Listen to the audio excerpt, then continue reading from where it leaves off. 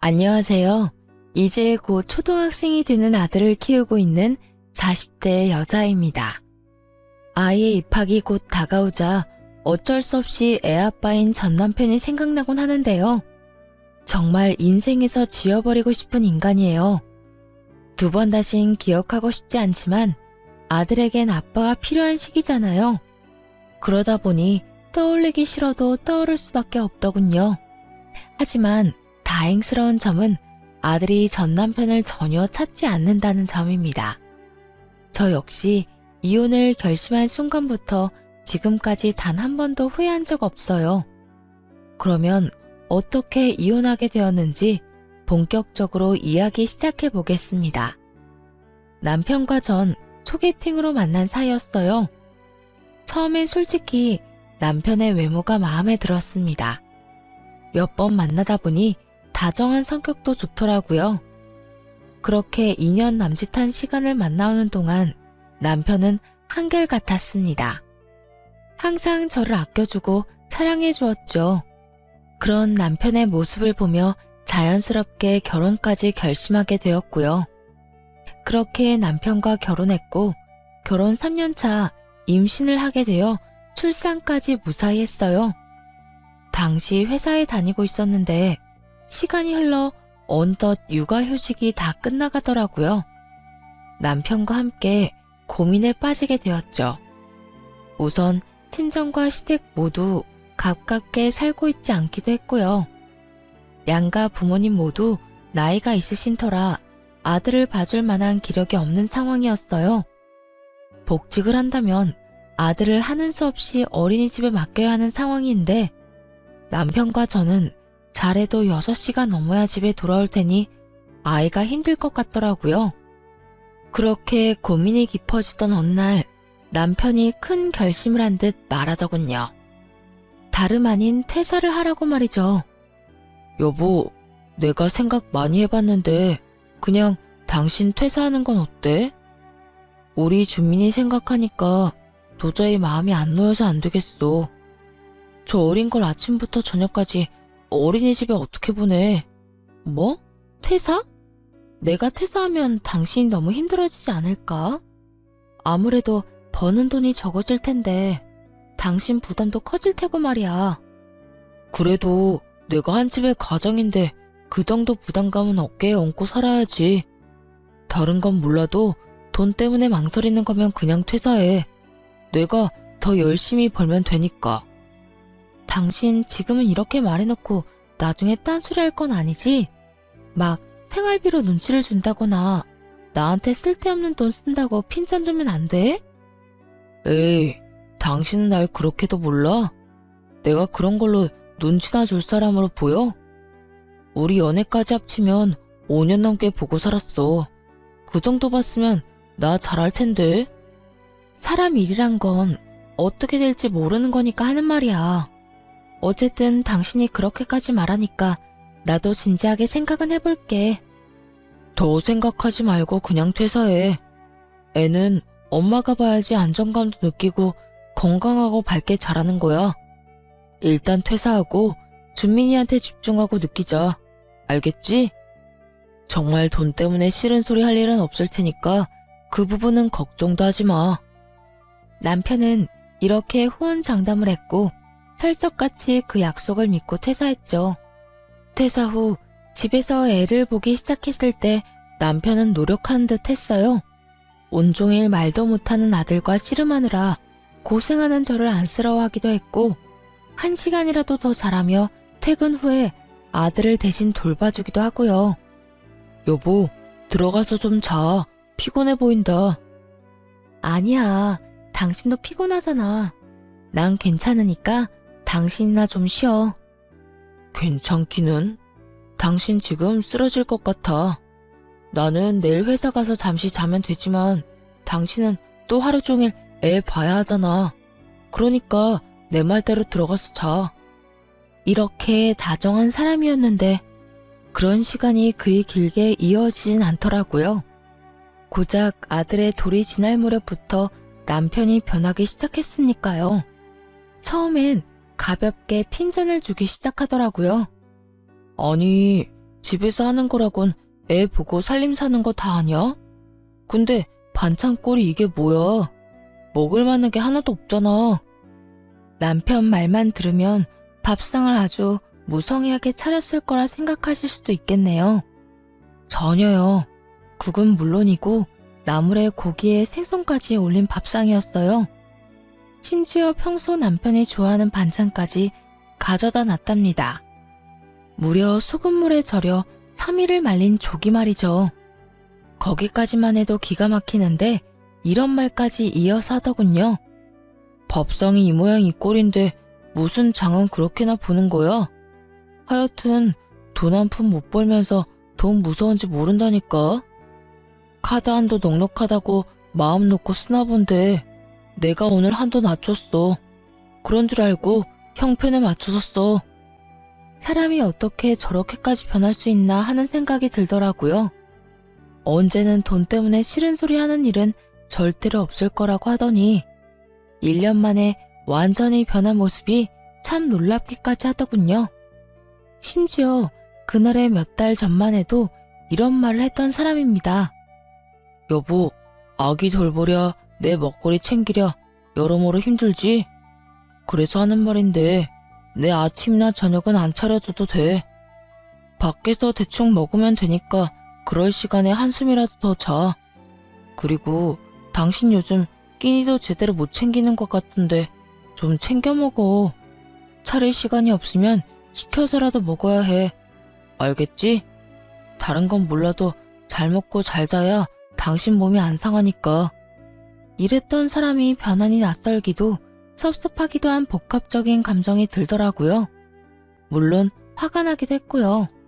당신 요즘 힘든 거 알겠는데 말을 그렇게밖에 못해?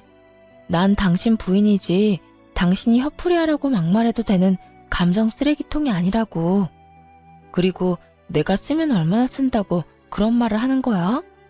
남들이 들으면 집에서 애나 키우면서 돈 펑펑 쓰고 사는 줄 알겠다.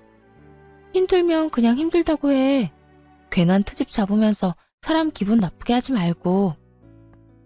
화풀이 하는 게 아니라 현실이 그렇잖아. 나는 힘들게 나가서 돈 벌어오는데 반찬 투정도 못해. 그리고 당신이 집에서 놀면서 돈 쓰는 것도 맞잖아. 놀아? 내가 노는 걸로 보여? 나 하루 종일 집 치우고 애 보고 먹이고 씻기고 하느라고 바빠. 오죽하면 내 몸은 제대로 씻지도 못하고 밥은 제대로 챙겨 먹지도 못해. 그런 와중에 당신 좋아하는 조기에 국에 나물 반찬까지 해줬더니 뭐? 놀아? 먹을 게 없어? 그렇게 먹기 싫으면 당신이 해먹어. 그러면 되겠네. 꾹꾹 화를 참다가 결국 남편에게 한 소리 해버렸습니다. 그러자 남편은 뭐라 대꾸할 말조차 없었는지 조용히 밥만 먹기 시작하더군요. 그날 이후 남편은 한동안 군말 없이 그저 지켜보더라고요. 애가 클수록 돈 든 데가 많아지는데 일정한 금액 이상의 지출은 안 했거든요. 물론 그때 따끔하게 말한 것도 효과가 있었겠죠. 그렇게 겨우 남편이 제정신으로 돌아왔나 했는데 이번에는 당연한 것을 트집 삼아 시비를 걸기 시작했어요. 그 당연한 것이란 아들의 우유였는데 돌 이후에 분유를 끊고 우유를 먹였거든요. 그날도 아들에게 우유를 건네주고 있는데 남편이 이렇게 말하더라고요. 인상은 있는 대로 잔뜩 찌푸리고 날이 선 목소리로 말이죠. 그 우유는 도대체 언제까지 먹어야 하는 거야? 겨우 분유 끊어서 돈 좀 덜 들겠다 싶었더니 이제는 우유를 마시는 거야? 우유값 때문에 허리가 휘겠네 휘겠어. 순간 잘못 들은 것인가 하는 생각도 들더라고요. 들은 말이 그만큼 황당하고 어이가 없었으니까요. 다른 것도 아닌 아들이 먹어야만 하는 우유를 가지고 저딴 말을 하다니요. 도무지 참을 수가 없어 남편에게 더욱 단호하게 말했죠. 당신 진짜 계속 이런 식으로 눈치 줄 거야? 나 퇴사시킬 때 뭐라고 했어? 다른 건 몰라도 돈 때문에 눈치 주는 일은 없을 거라며. 내가 뭘 어쨌다고 그래? 몰라서 물어? 다른 것도 아니고 애한테 꼭 필요한 우유 먹이는 건데 뭐? 그걸로 허리가 휘네 마네 하루 종일 툴툴거렸잖아. 그것뿐이야. 생활비 가지고도 입댄 적이 한두 번이 아니야. 당신 이러려고 나 퇴직하게 만들었어? 이러려고 잘 다니던 회사 그만두라고 했냐고. 계속 이런 식으로 할 거면 당신이 회사 그만두고 집에서 살림하고 육아나 해. 내가 어떻게 해서든 당신 벌어오는 만큼 벌어올 테니까. 노발대발하며 쏘아대자 남편은 되지도 않은 말로 상황을 모면하려 애쓰더라고요. 아니, 난 우리 아들이 너무 많이 먹어 돈이 아깝다는 게 아니라 우리 준민이가 잘 먹으니까 더 열심히 돈 벌어야겠다는 의미로 한 말이었어. 오해하지 마. 이 말 같지도 않은 변명을 듣는데 더욱 화가 나더라고요. 그래서 단호하게 한 번 더 남편에게 경고를 해주었죠. 오해? 누가 들어도 짜증났다는 말투였거든? 당신, 나랑 준민이를 당신 등골이나 빼먹는 인간이라고 생각해? 그딴 생각 가지고 우릴 대할 거면 당장 회사 그만둬. 알겠어? 이런 일이 있고 난 후 남편은 더는 별말하지 않더라고요. 아들 때문에 돈을 쓰는 것에는요.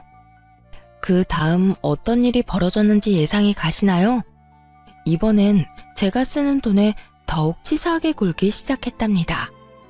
아들을 홀로 돌보느라 고장난 손목을 치료받기 위해 병원에 갔던 날이었어요. 그런데 글쎄 그걸 가지고 잔소리를 하기 시작하더라고요.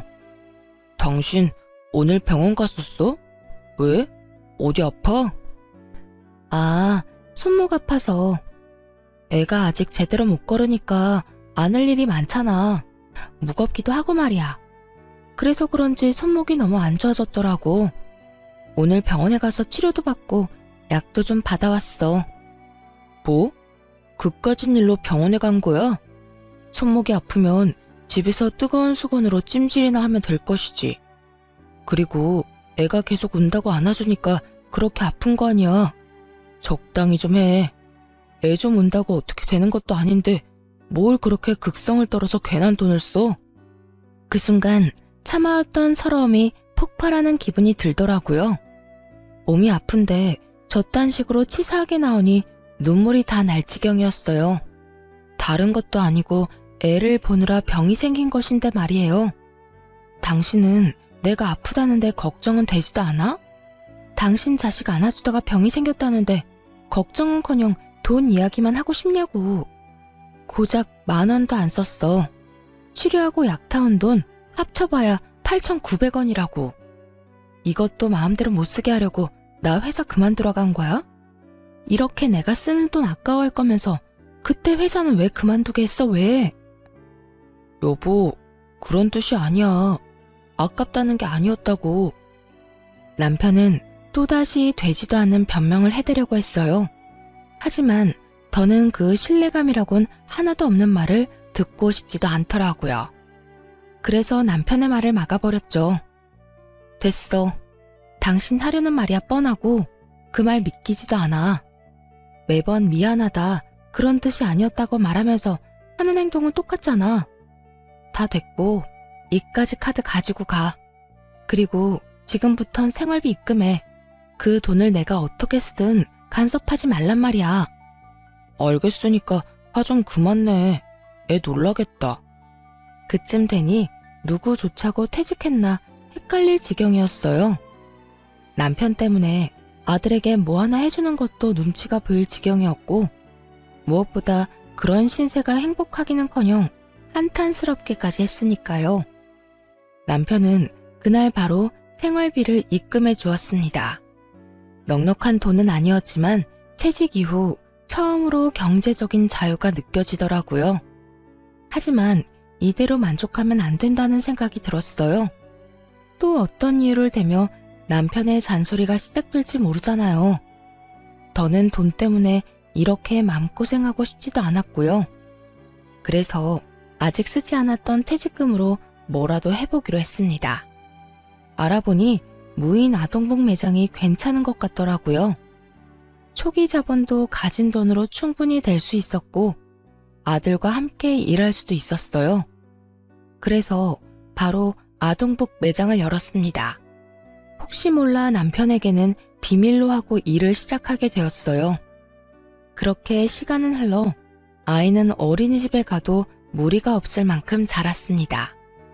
다행히 매장도 자리를 잘 잡았어요. 어느새 매출은 남편에게 받는 생활비를 넘긴 상태더라고요. 그래도 그 돈을 함부로 쓰지 않고 앞날을 위해 차곡차곡 모아두었어요. 이렇게 말씀드리면 엄청난 돈을 벌었다고 오해하실 수도 있는데 워낙 남편이 주는 생활비가 적었던 터라 쉽게 넘길 수 있었어요. 아무튼 남편에겐 계속 비밀로 하면서 생활비가 모자랄 땐 충당하며 살고 있었죠. 그러던 어느 날 친정에서 연락이 왔더라고요. 딸, 어떻게 하니?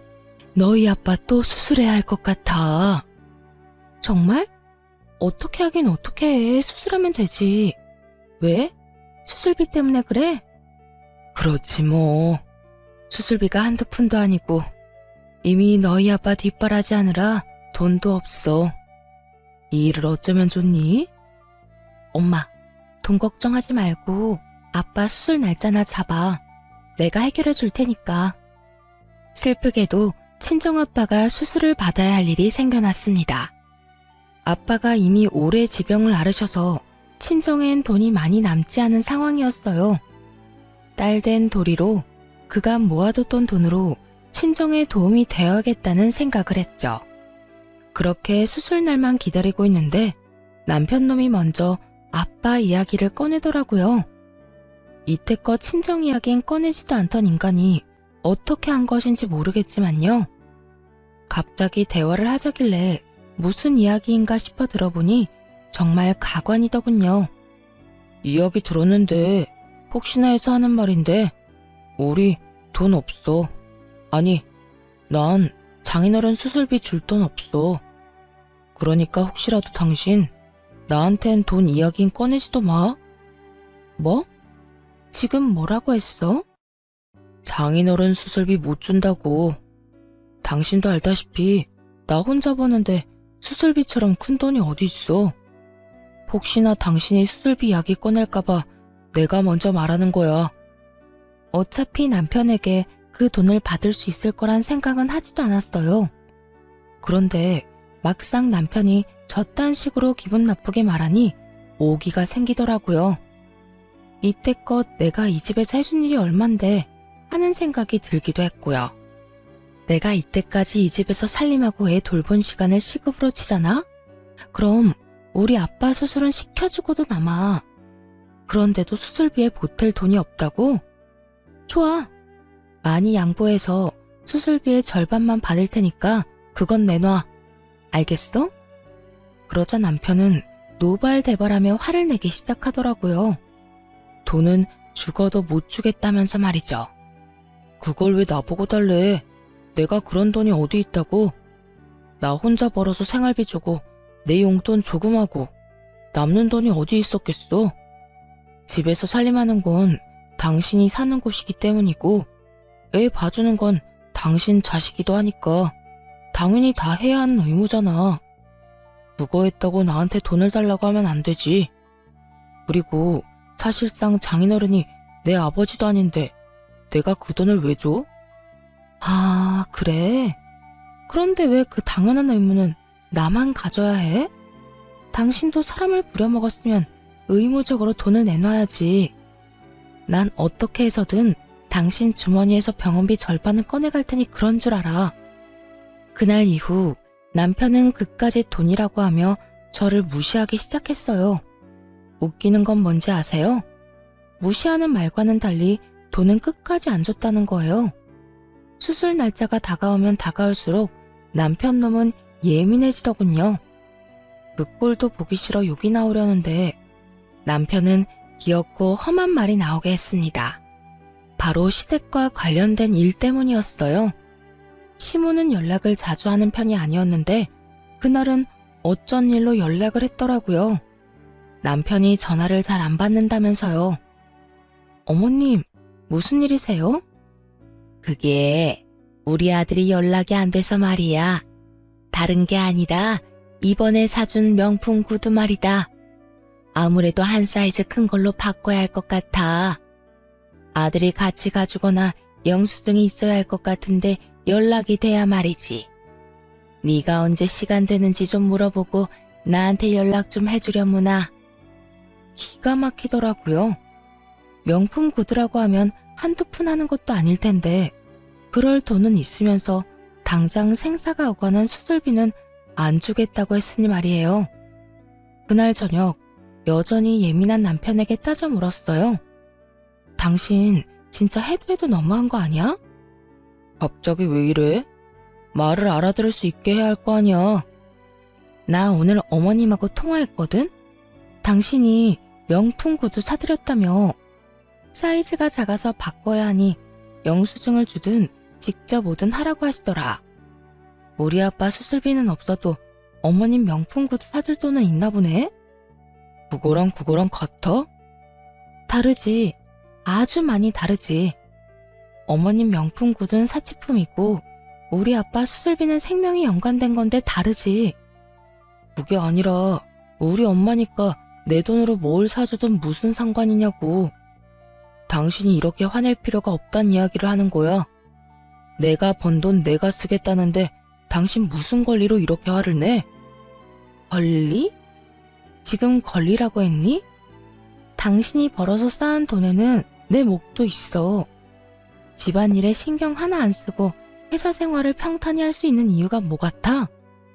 당신과 우리 애를 위해 집에서 일을 하는 내 덕이라고. 뭐? 무슨 그런 웃기지도 않은 말을 해. 당신이 번 돈도 아닌데 무슨 당신 몫이 있어? 그래, 당신 아빠 수술비 절반은 줄 테니까 힘들게 일하고 온 사람 괴롭히지 좀 마. 당신이 이렇게 쪼지 않아도 어련히 알아서 줄 테니까.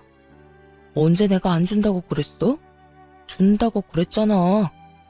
남편은 적반하장으로 화를 내며 그까지 수술비 준다고 큰 소리를 쳤습니다. 그런 인간에게 상식을 들이대봤자죠. 내 입만 아프겠다는 생각에 대꾸도 안 하고 입을 다물어 버렸습니다. 가정주부는 집안 재산에 아무런 권리도 없다는 사람과 무슨 대화를 하겠어요? 정이 뚝 떨어져 서서히 이혼을 생각하기 시작했습니다. 그러던 어느 날 다 함께 저녁을 먹고 있을 때였어요. 이것저것 골고루 잘 먹는 아들에게 남편이 또 시비를 걸어대더군요. 누굴 닮아서 저렇게 먹어대는 건지. 너 그렇게 먹으면 돼지 돼, 돼지.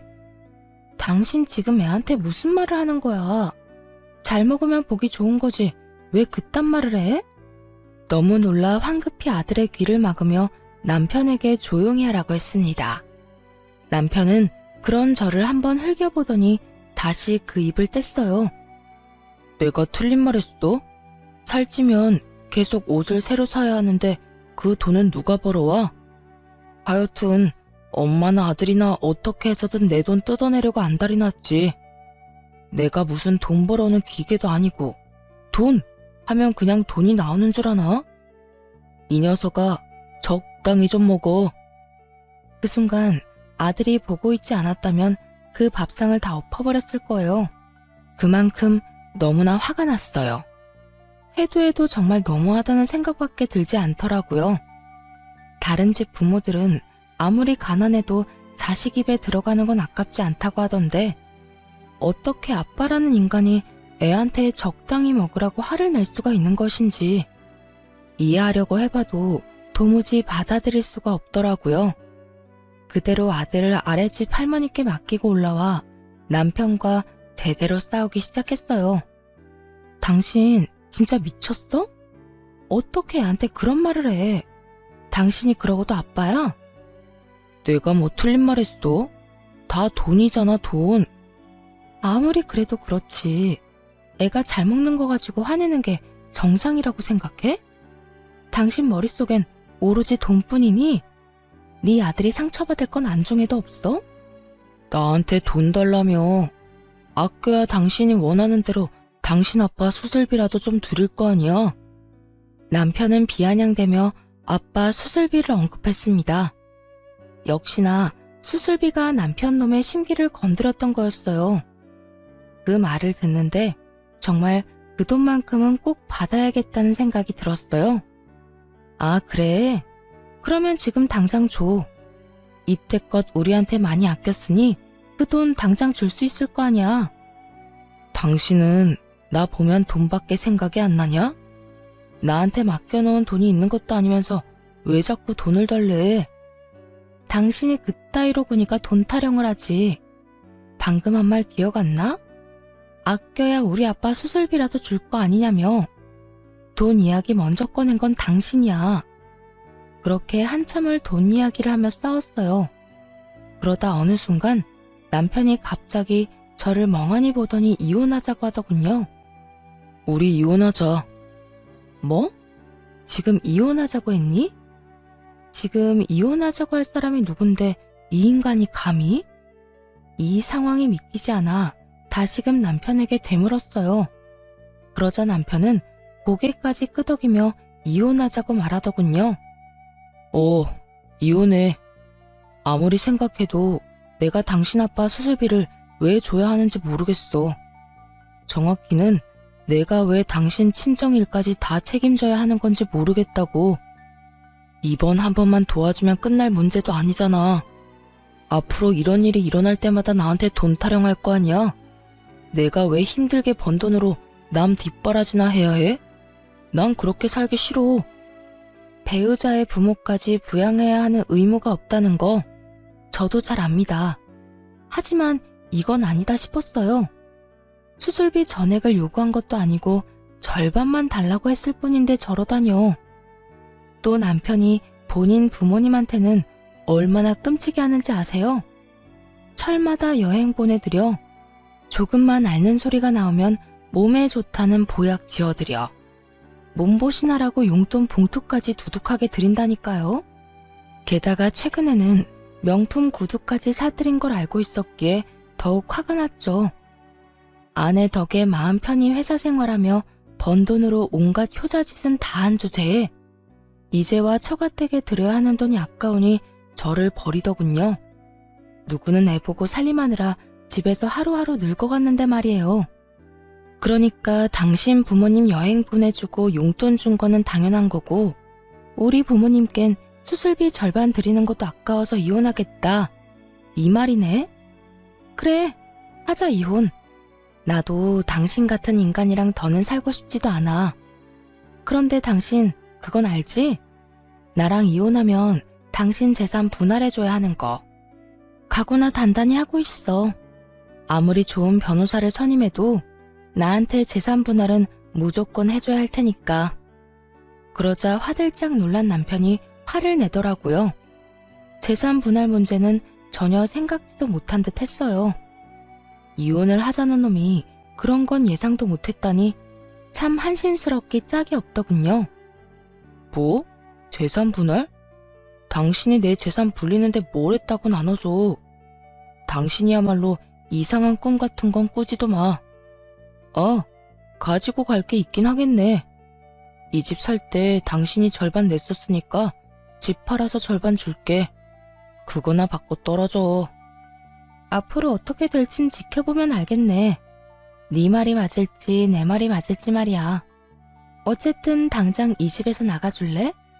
뭐 당신이 혼자 우리 아들 케어할 수 있으면 내가 나가도 되고.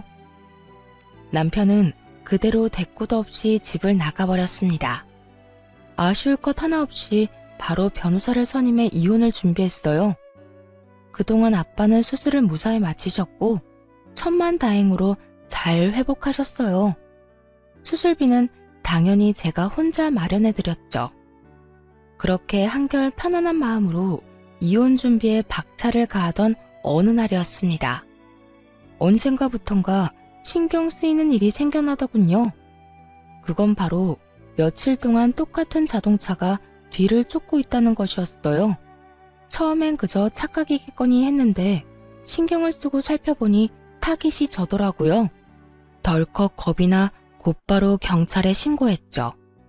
그렇게 경찰서에서 그 남자의 정체를 알게 되었는데 다름 아닌 남편의 부탁을 받고 제 뒤를 쫓던 사람인 거예요. 들어보니 그 남자는 남편의 지인 동생으로 용돈벌이 겸 저를 쫓았다고 하더라고요. 전 그냥 아줌마를 쫓아다닌 것뿐이라고요. 뭘 하는지 누굴 만나는지만 알려주면 시급보다 더 많이 준다고 했어요. 근데 쫓아다니면서 찍은 사진도 없고 그냥 지켜만 봤어요. 진짜요. 그러니까 남편이 내 뒷조사를 부탁했다. 이 말이네요? 네. 혹시나 남자를 만나면 사진 찍어서 보내달랬는데 그런 일이 없었으니 사진 찍을 일도 없었어요. 그러니까 저 여기서 좀 나가게 해주세요. 남편의 수가 뻔히 보이지 않나요? 막상 변호사를 만나보니 재산을 많이 떼어줘야 할 것 같다고 들었겠죠.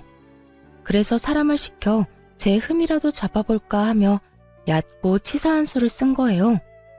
그런데 정말 웃기지 않나요? 지인의 동생에게 부탁해 제 뒤를 밟은 것이 말입니다. 그 와중에 흥신소에 들어가는 비용이 아까웠다는 거잖아요. 참 짠돌이 남편답다는 생각을 했습니다. 나가게 해줄 테니 남편한텐 들켰다는 이야기 하지 말아요.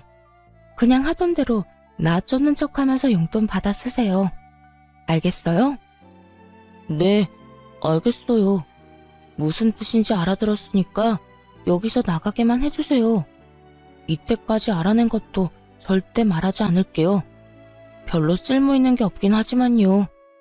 남자는 그대로 구속이라도 될까 겁이 나는지 시키는 건 뭐든 하겠다고 했습니다.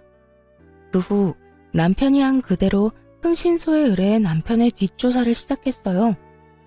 이렇게까지 추잡하게 구는 이유가 꼭 돈 때문만이 아니라는 확신이 들었거든요.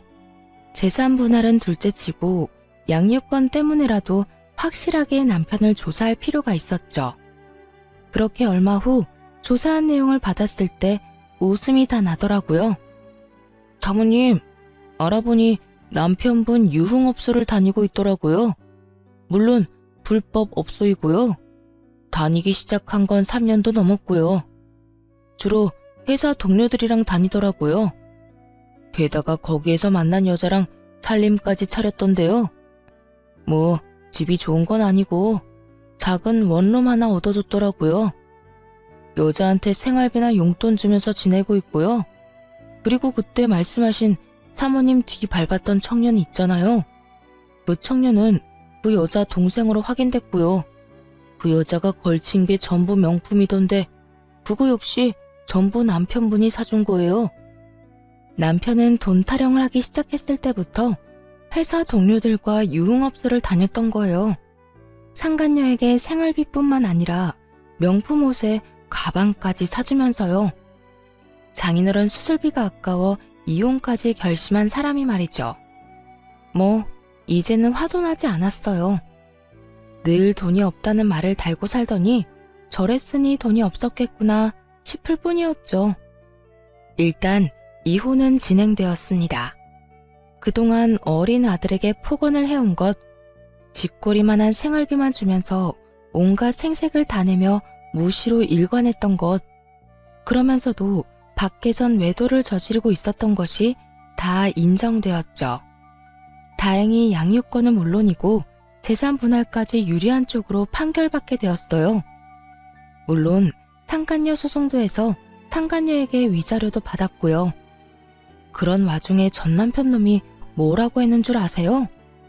이럴 줄 알았으면 그냥 수술비나 주고 말았지. 재산 분할에 위자료까지 이렇게 많이 주게 될지 몰랐는데 이게 뭐야? 변호사 비용은 비용대로 들고 돈은 돈대로 뜯기고. 아니, 무슨 법이 이래? 참 대단하지 않나요? 그딴 말을 짓거리는 전 남편 놈을 보는데 그저 대단하단 생각밖에 들지 않더군요. 이대로 끝이냐고요? 그럴 리가요. 그 후에도 전 남편은 여전히 그 유흥업소를 들락날락했습니다. 그래서 그 사람이 업소에 또 갔다는 이야기를 듣자마자 경찰에 신고해버렸어요. 소문이 쫙 퍼져 유흥업소를 다녔던 사람들과 함께 회사에서 잘렸다고 하더군요. 이미 상간녀에게 돈을 쏟아부었는데 위자료 지급에 해고까지. 전 남편은 완전히 아무것도 없는 신세가 되었죠. 그 뒤 아들을 만나는 날 거짓골로 나타난 전 남편이 갑자기 하소연하기 시작했어요. 꼴이 왜 그래? 밥은 먹고 다녀? 다른 날도 아니고 아들 만나러 오는 날인데 좀 신경 쓰고 오면 안 돼? 내가 지금 그런 거 생각할 처지가 아니야. 나 요즘 원룸에서 지낸다. 당신한테 위자료 주고 벌금 내고 게다가 회사에서도 잘리는 바람에 양육비를 겨우 주고 있다고. 이 마당에 내가 아들 신경 쓰게 생겼어? 그래서 뭐 그런 와중에 양육비는 줘서 고맙다고 인사라도 해주길 바라는 거야? 그런 뜻이 아니라 그만큼 힘들다는 말을 하는 거야. 내가 땡전 한 푼 없다고 그 여자도 도망갔어. 이때까지 해준 게 얼만데. 내가 사준 가방 좀 팔자고 하니까 바로 다음날 짐 싹 싸서 도망간 거 있지? 믿을 사람 하나 없다더니 어떻게 나한테 그럴 수가 있어? 들어보니 상간녀는 뒤도 돌아보지 않고 도망을 갔다고 하더라고요. 전 남편에게서 더는 빼먹을 것도 없고 받은 것까지 뺏길 위기에 처하니 그랬겠죠. 그래서 남편은 상간녀와 함께 살고 있던 원룸에서 혼자 지내고 있다고 했어요. 아들과는 눈도 마주치지 않는 남편의 모습에 더는 의미가 없다는 생각이 들었어요. 당신 진짜 제정신 아니구나. 나한테 한 짓이 얼만데 내 앞에서 하소연이나 하고 싶어? 그딴 말 할 거면 애 보자고 하지 마. 애랑 시간은 같이 보내지도 않으면서 왜 꼬박꼬박 만난다고 그 성화야? 내가 오죽했으면 아들 보러 와서 이런 말이나 하고 있겠어. 당신도 참 여전하다. 어떻게 된 사람이 감정이란 게 없어? 당신은 이 모양 이 꼴로 사는 내가 불쌍하지도 않아. 당신이 다 자초한 일인데 내가 왜 불쌍히 여겨야 해? 그러게 인생 좀 똑바로 살지 그랬어. 그딴 데서 만난 여자가 당신한테 지조나 지키면서 살 줄 알았어? 다 목적이 있으니까 당신 옆에 붙어 있었던 거지. 뭐? 진짜 말 그따위로밖에 못해? 이렇게 말해주는 것도 감지덕지 여기며 살아. 더 할 말 없으면 이만 갈 테니까 양육비나 제대로 보내. 그렇게 당시 지내고 있던 친정에 아들과 함께 돌아왔습니다. 경고했음에도 그 후론 잘 들어오던 양육비마저 입금되지 않더군요. 차라리 잘 됐다는 생각이 들기도 했어요. 사실 아들도 아빠를 전혀 보고 싶지 않아 했거든요. 그렇게 서로 얼굴 보지 않고 사는 대신 양육비 받은 셈 치자 싶었던 것이죠. 그런데 몇 달이 지난 어느 날 전 남편이 친정으로 찾아왔더라고요. 마지막으로 본 모습보다 더 거짓골을 하고 말이에요. 여보, 당신 가게 대박났다며? 나 다 들었어. 언제 그런 가게를 차린 거야?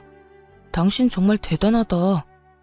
여기까지만 들어도 전 남편의 추악한 계획을 알 것 같더라고요.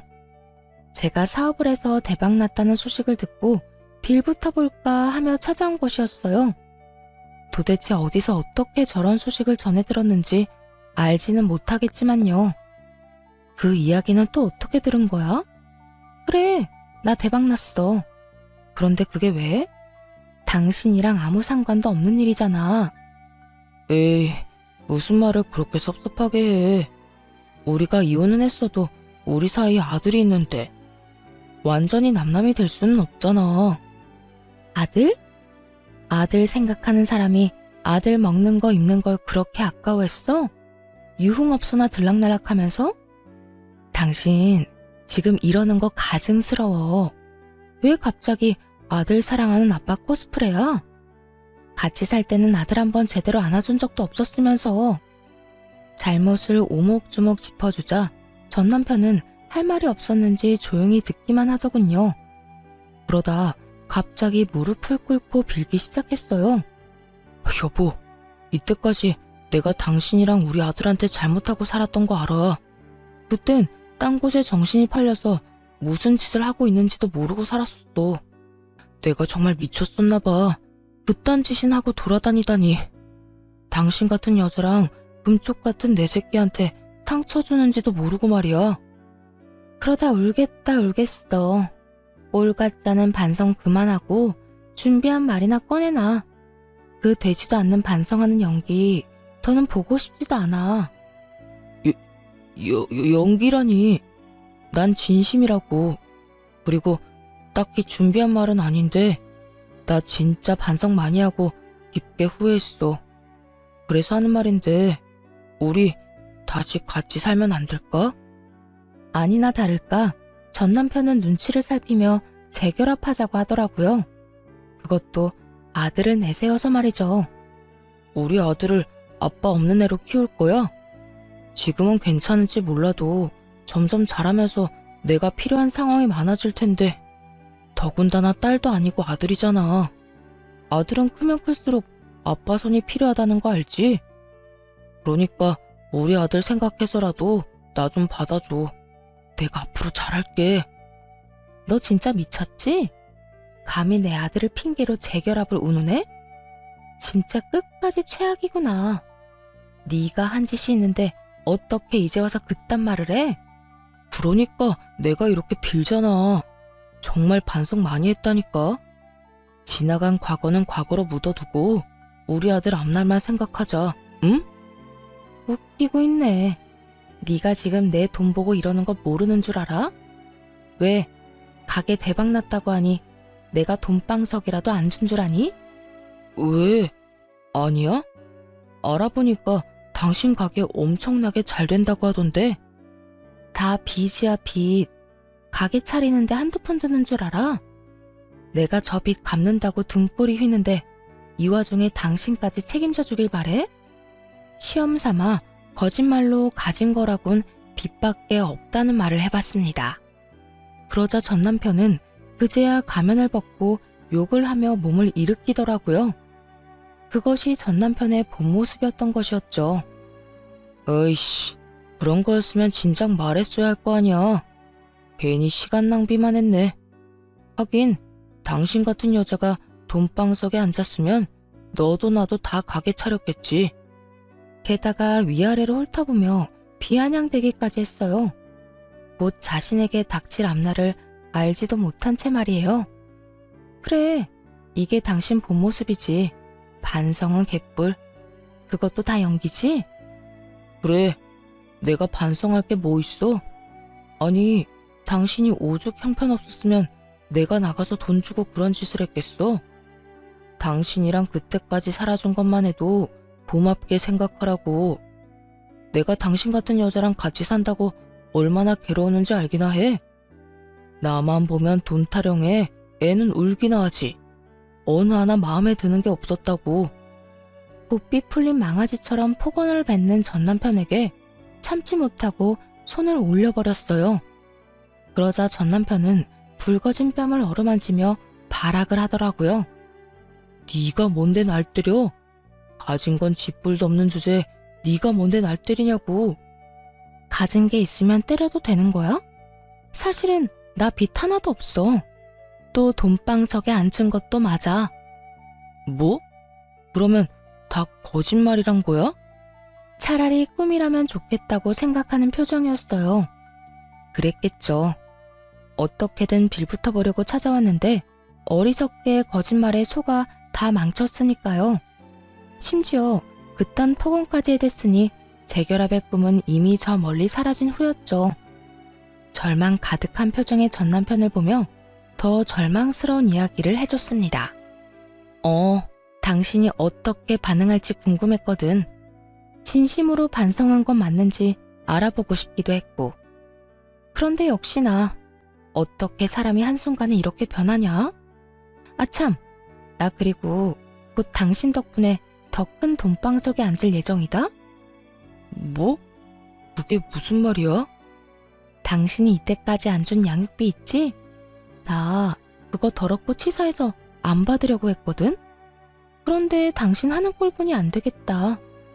양육비 청구 소송할 거니까 각오해. 이때까지 안 준 거에 앞으로 줘야 할 양육비까지 얹어서 받아낼 테니까.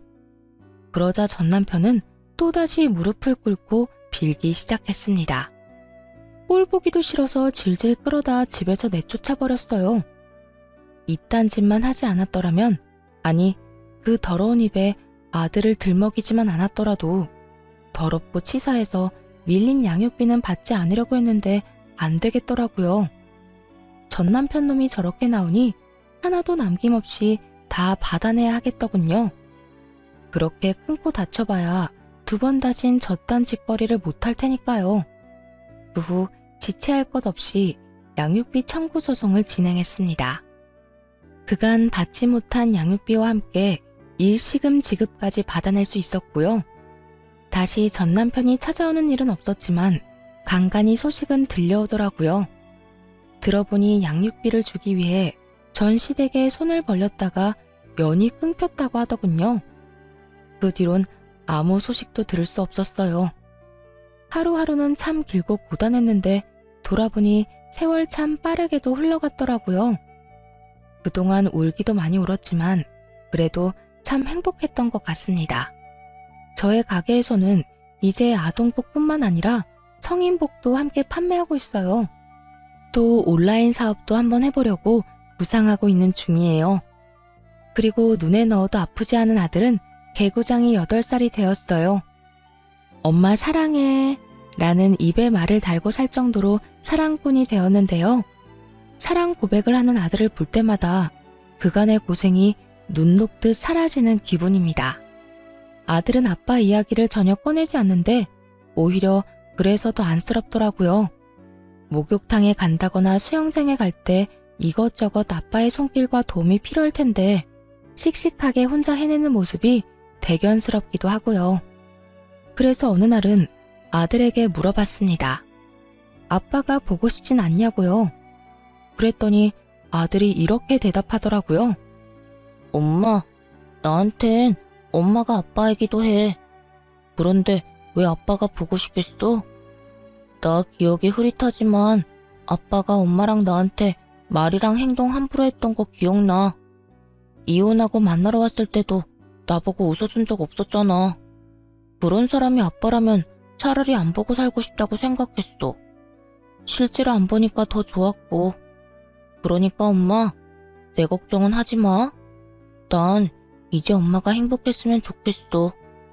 대견하고 안쓰러운 만큼 아들을 더 많이 사랑해주고 아껴주려고 합니다. 앞으로도 아들과 함께 잘 살아가기 위해서요. 다들 응원해 주실 거죠? 이로써 저의 사연도 끝이 났네요. 주변에 저와 같은 이유로 이혼을 고민하고 있는 분들이 많이 계시더라고요. 맞벌이 부부도 그들만의 고충이 깊겠지만 집에서 독박 육아하시는 분들의 고충도 정말 이루 말할 수 없이 깊겠죠. 직접 겪어봤으니 너무나 잘 알고 있습니다. 처음엔 고맙다던 남편이 내 노력을 당연하다고 치부해버리는 일이 많더군요. 집에서는 살림하랴 애 보느라고 몸이 남아나질 않는데 말이에요. 집안일하고 육아하느라 돈을 벌지 못하는 것이 죄는 아닙니다. 가정주부, 한 아이의 엄마라는 직업이 얼마나 대단한 것인지 우리는 알고 있잖아요. 그러니까 기죽지 말고 할 말은 하고 내 권리는 찾아가면서 집에서 일합시다. 꼭 이 말을 해드리고 싶었어요. 다들 화이팅입니다. 비응 글에 함께 해주신 분들 감사합니다.